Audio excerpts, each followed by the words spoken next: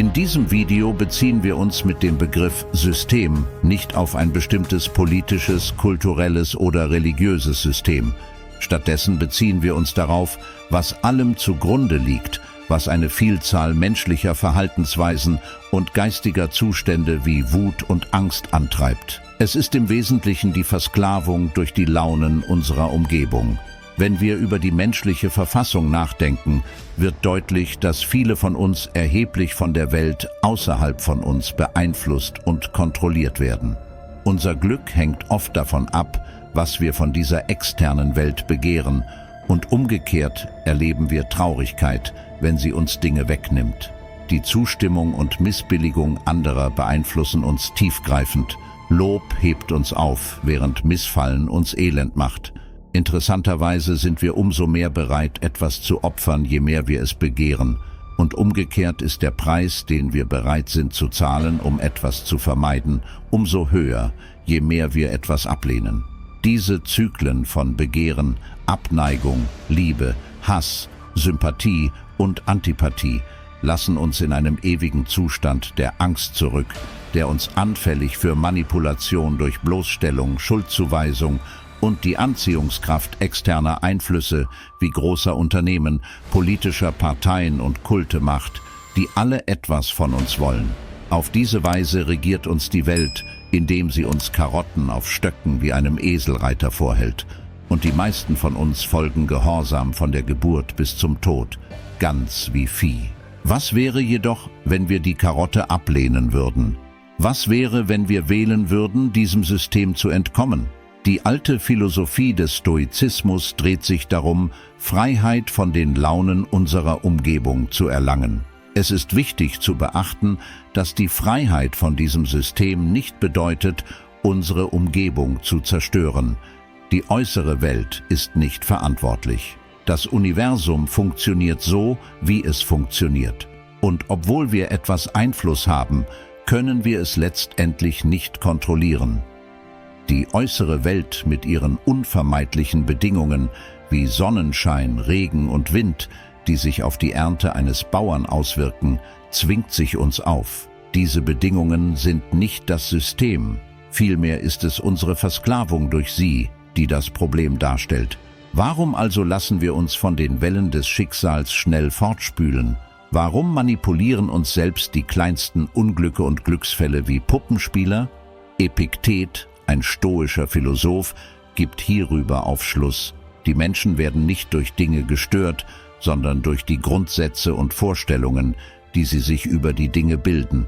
Zum Beispiel ist der Tod an sich nicht schrecklich, wie die Perspektive des Sokrates zeigt. Der Schrecken liegt in unserer Wahrnehmung des Todes als etwas Schreckliches. Daher sollten wir, wenn wir auf Hindernisse, Störungen oder Trauer stoßen, diese nicht anderen, sondern uns selbst, unseren eigenen Grundsätzen zuschreiben. Das System funktioniert, solange wir dazu beitragen. Je mehr wir Tragödie und Glück als etwas Natürliches und außerhalb unserer Kontrolle betrachten, desto mehr wird unser emotionaler Zustand durch Zufall bestimmt. Glücklicherweise bietet uns der Stoizismus unschätzbare Weisheit, um diesem System zu entkommen. Hier sind 7 stoische Prinzipien, die uns dabei helfen können, eine stark gefährdete, unberechenbare und tumultartige Art zu leben, durch ein friedliches und befreites Dasein zu ersetzen. Entdecken Sie die zeitlose Weisheit der Stoiker und öffnen Sie eine Welt der Gelassenheit, Ruhe und Erfüllung. Tauchen Sie ein in die transformierenden Bücher, die im Videobeschreibungstext über die bereitgestellten Links verfügbar sind. Und da dieser zeitlose Inhalt für uns alle einen Wert und transformative Kraft birgt, vergessen Sie nicht, unseren Kanal zu abonnieren und diesem Video einen Daumen hoch zu geben. Ihre Unterstützung hilft uns nicht nur dabei, mehr aufklärende Inhalte wie diesen zu schaffen, sondern ermöglicht es uns auch, viele weitere Personen zu erreichen, die diese zeitlose Weisheit zu schätzen wissen. Bevor wir beginnen, überprüfen Sie bitte, ob Sie abonniert haben. Und wie üblich, seien Sie nicht schwach. Bleiben Sie bis zum Ende dabei. Verpassen Sie nicht die Chance, Ihre Emotionen zu meistern. Lasst uns weitermachen. Nummer 1. Heiterkeit unabhängig von den Umständen bewahren. Wie viel Zeit haben wir damit verschwendet, auf günstige Ergebnisse zu hoffen und das Eintreten unglücklicher Ereignisse zu fürchten? Wie viele Stunden haben wir in Tränen verbracht, weil sich die Zukunft anders entfaltete, als wir es uns vorgestellt hatten? Die Menschheit ist darin geübt geworden, mit dem Schicksal zu ringen und folglich den unvermeidlichen Schmerz zu ertragen, den es mit sich bringt. Unser Widerstand gegen die Ungewissheit ist zu einer lukrativen Branche geworden und unsere Angst vor Widrigkeiten bietet eine Möglichkeit zur Ausbeutung. Viele versuchen, uns Versprechen für die Zukunft zu verkaufen, indem sie Illusionen von Sicherheit, Schutz für uns selbst und unsere Lieben sowie Garantien für das Vermeiden unangenehmer Erfahrungen bieten. Als Sklaven unserer Vorlieben und Abneigungen versuchen wir dem Schicksal zu entkommen, indem wir unsere Umgebung manipulieren, um Unglück abzuwenden. Wir können jedoch nicht jede Tür in der großen Villa des Lebens verschließen, noch können wir jede Straße und Gasse der Realität patrouillieren. Trotz erheblicher Investitionen in Schutzmaßnahmen aus Zeit, Mühe und Geld setzt sich letztendlich immer das Schicksal durch. Daher liegt die wahre Flucht aus dem System darin, zu akzeptieren, was auch immer auf uns zukommt. Anstatt einen hohen Preis zu zahlen, um das Unvermeidliche nutzlos zu bekämpfen, sind wir durch die Annahme dieser Perspektive weniger geneigt, anderen zu erlauben, unsere Ängste auszunutzen und erleben weniger Störungen, wenn uns Widrigkeiten treffen. Seneca sagte einmal treffend: Warum sollten wir also wütend sein? Warum sollten wir lamentieren? Wir sind auf unser Schicksal vorbereitet. Lass die Natur mit ihren eigenen Körpern umgehen. Seien wir fröhlich, was auch immer passiert, und überlegen wir ernsthaft, dass nichts von uns selbst zugrunde geht. Nummer 2. Verringerung der Sorge um den Ruf. Die Stoiker betrachten den Ruf als eine bevorzugte Gleichgültigkeit. Es ist angenehm zu besitzen, aber nicht unerlässlich für das Glück. Außerdem ist der Ruf wie alles Externe letztendlich außerhalb unserer Kontrolle. Einige Menschen verbringen ein ganzes Leben damit, einen guten Ruf sorgfältig zu pflegen, nur um ihn durch einen einzigen Fehltritt zerschlagen zu sehen. Andererseits führen andere ein Leben voller Fehlverhalten und völliger Missachtung ihres gesellschaftlichen Standes, doch sie erlangen plötzlich Ruhm und Bewunderung durch Zufall. Das Fazit ist klar: Der Ruf ist so launisch wie der Wind. Je mehr wir auf unseren Stand achten, desto abhängiger werden wir von den Meinungen anderer, die von Natur aus unvorhersehbar sind. Darüber hinaus machen wir uns, wenn wir uns übermäßig um die Meinungen anderer kümmern, anfällig für Manipulation und Ausbeutung und werden letztendlich von der Umgebung versklavt. Epiktet argumentierte, dass unser Verlangen nach einem guten Ruf unser geistiges Wohlbefinden nicht beeinträchtigen sollte. Wenn nötig, sollten wir bereit sein, Dinge wie Scham, Schuld, Ausschluss und Spott zu akzeptieren, wenn uns dies ermöglicht, Gelassenheit und Freiheit zu erlangen. Diese letzteren Zustände liegen in unserer Kontrolle und sind daher von den Meinungen und Urteilen anderer unbeeinflusst und unabhängig. Nummer 3. Die Fähigkeit zur Ausdauer entwickeln. Meistens, wenn wir uns in einer unerwünschten Situation befinden, ist unsere unmittelbare Neigung, einen schnellen Ausweg zu suchen. Dies ist jedoch nicht immer möglich. Folglich greifen wir oft zum Klagen, Jammern und fühlen uns elend, in dem Glauben, wir hätten Anspruch auf bessere Umstände. In Wahrheit haben wir grundlegend keinen Anspruch auf irgendetwas, und viele Male ist der beste Ansatz, mit einer Situation umzugehen, sie zu ertragen. Wie oft sind wir von unserem gewählten Weg abgewichen, haben unseren moralischen Kompass verraten oder unsere Werte kompromittiert, einfach weil wir abgeneigt waren, Schmerz zu ertragen. Schmerz hat große Macht und zwingt anständige Menschen dazu, sich unethisch zu verhalten oder sich davon abzuhalten, tugendhafte Taten zu vollbringen. Schmerz bleibt ein Mittel zur Kontrolle. und in unserem Bestreben, ihm zu entkommen, geraten wir unwissentlich in die Falle derer, die versuchen, Macht über uns auszuüben. So sind wir bereit, unsere Freiheit gegen eine kurze Erleichterung von Schmerz und Unbehagen einzutauschen, wenn es herausfordernd ist, schmerzhafte Situationen zu ertragen. Können wir uns der Weisheit des Marcus Aurelius zuwenden. Seine Meditationen lehren uns, dass Ausdauer nicht notwendigerweise negativ ist. Ausdauer kann einen Zweck erfüllen, uns etwas Nützliches anzubieten, selbst wenn die Konsequenz der Tod sein könnte. Mit seinen Worten: Alles, was passiert, ist entweder erträglich oder nicht. Wenn es erträglich ist, dann ertrage es. Hör auf zu klagen. Wenn es unerträglich ist, dann hör auf zu klagen. Dein Untergang wird auch sein Ende bedeuten. Denk nur daran, du kannst alles ertragen, was dein Geist erträglich machen kann, indem du es als in deinem Interesse betrachtest, es zu tun. Nummer 4. Sich von Menschen lösen. Starke Bindungen an Personen können tiefgreifende und oft nachteilige Folgen haben. Diese Bindungen können uns an einen Punkt führen, an dem die Angst, die Person zu verlieren, unser Leben diktiert und uns dazu zwingt, verzweifelte Maßnahmen zu ergreifen, um die unvermeidliche Trennung zu vermeiden. Die Liebesgeschichte zwischen Padme und Anakin in den Star Wars Vorgeschichten illustriert eindrücklich die Gefahren ungesunder Bindungen und zeigt auf, wie sie dunkle Kräfte einladen, uns zu manipulieren und zu versklaven. Palpatine nutzt effektiv Anakins Angst, Padme zu verlieren, was zu schwerwiegenden Folgen führt. Hätte Anakin Liebe anders betrachtet, nicht auf eine erstickende, ängstliche und besitzergreifende Weise, sondern basierend auf Freiheit, Vertrauen und Loslösung, wäre die dunkle Seite machtlos gegen ihn gewesen. Epiktet bietet strenge, aber wirksame Ratschläge bezüglich der Bindung an Dinge, die uns lieb sind, und schlägt vor, dass wir sie so betrachten sollten, wie sie wirklich sind, dazu bestimmt zu brechen oder zu vergehen. Er rät uns daran zu erinnern, dass unsere Zuneigung sich auf allgemeine Kategorien erstreckt, nicht auf spezifische Instanzen.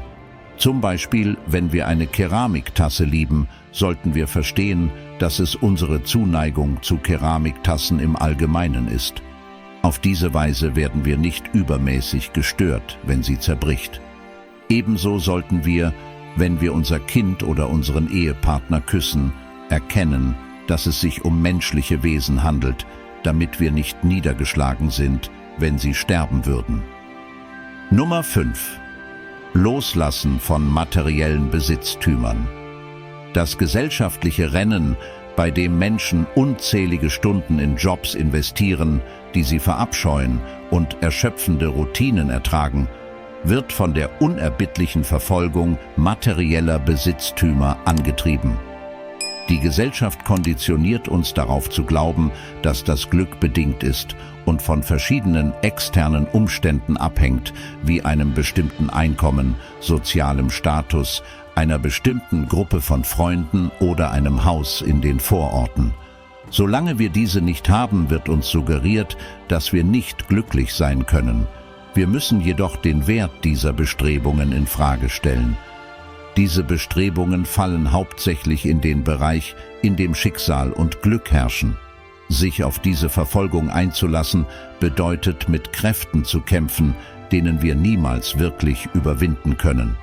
In seinem Brief an Lucilius mit dem Titel »Über wahre und falsche Reichtümer« hinterfragt Seneca den Wert dieser materiellen Besitztümer, der vergoldeten Sofas, juwelenbesetzten Möbel und dergleichen. Bringen sie uns wirklich Glück oder sind sie Werkzeuge, um eine Fassade des guten Lebens zur Schau zu stellen? Seneca argumentiert, dass unser Glück nicht von irgendetwas Äußerem abhängen sollte, sei es Reichtum wie Gold und Silber oder sogar die grundlegendsten Bedürfnisse wie Wasser und Brei. Diese Perspektive macht uns unabhängig von externen Umständen, unabhängig davon, wie trivial sie sind. Seneca argumentiert weiter, dass wahre Freiheit nicht von der Person genossen wird, die leicht vom Schicksal beeinflusst wird, sondern von der Person, über die das Schicksal überhaupt keine Macht hat. Er verweist auf die Worte seines Lehrers Attalus und betont, dass das Nachdenken über diese Ideen es uns ermöglicht, nicht nur glücklich zu erscheinen, sondern tatsächlich glücklich zu sein, Zufriedenheit in uns selbst zu finden, anstatt Bestätigung von anderen zu suchen. Nummer 6. Die Reaktionen stärken, wenn man mit Provokationen, Beleidigungen oder Versuchen zu beleidigen, konfrontiert wird. Unsere instinktive Reaktion tendiert oft zu Wut und Feindseligkeit. Auf diese Weise gibt das System anderen die Macht, uns schlecht fühlen zu lassen, indem es ihr Verhalten beeinflusst und unsere eigenen Handlungen beeinflusst. Dies bindet unser Glück unweigerlich an die Handlungen anderer. Personen, die unangenehme Eigenschaften wie Anmaßung, Toxizität, Narzissmus oder Psychopathie zeigen, können in unser Leben eindringen wie hartnäckige Regenwolken, in der Hoffnung, uns mit ihrer Bosheit zu überschütten, um uns leiden zu lassen. Wir besitzen jedoch eine entscheidende Wahl, wie Viktor Frankl bemerkte. Zwischen Reiz und Reaktion liegt ein Raum. In diesem Raum liegt unsere Kraft, unsere Reaktion zu wählen. In unserer Reaktion liegt unser Wachstum und unsere Freiheit. Wenn wir auf diese Personen mit Wut, Angst oder Feindseligkeit reagieren, übergeben wir im Wesentlichen den Schlüssel zu unserem emotionalen Wohlbefinden. Wenn wir uns jedoch dazu entscheiden, ihnen gegenüber gleichgültig zu sein, hindern wir sie daran, unsere Herzen und Gedanken zu infiltrieren und verschmutzen lediglich den Raum um uns herum. Durch diese Wahl sichern wir unsere Freiheit und innere Gelassenheit. Die Lehre hier ist klar. Wir sind nur Sklaven, wenn wir wählen, es zu sein, oder wenn wir nicht erkennen, dass wir die Macht haben, Freiheit zu wählen. Nummer 7. Die Sterblichkeit annehmen. Einige argumentieren, dass die grundlegende Wurzel aller Ängste die Angst vor dem Tod ist. Ähnlich wie die Angst vor Schmerz kann die Angst vor dem Tod unser Leben erheblich prägen. Die Stoiker behaupten, dass ein tugendhaftes Leben eine größere Bedeutung hat als ein langes Leben. Während wir keine Kontrolle über die Länge unseres Lebens haben, haben wir die Handlungsfähigkeit über die Qualität des Lebens, das wir führen. Die Angst vor dem Tod könnte uns dazu bringen, nur zu existieren, um ihm zu entkommen, anstatt wirklich zu leben und das Leben außergewöhnlich zu gestalten. Diese Angst veranlasst uns, selbst den geringsten Hauch von Gefahr ständig zu meiden und nach Umständen zu suchen, die eine Illusion von Sicherheit bieten, und verwandelt uns in ängstliche Schafe, die jedem Hirten folgen, der ein weiterer Tag des Lichts verspricht.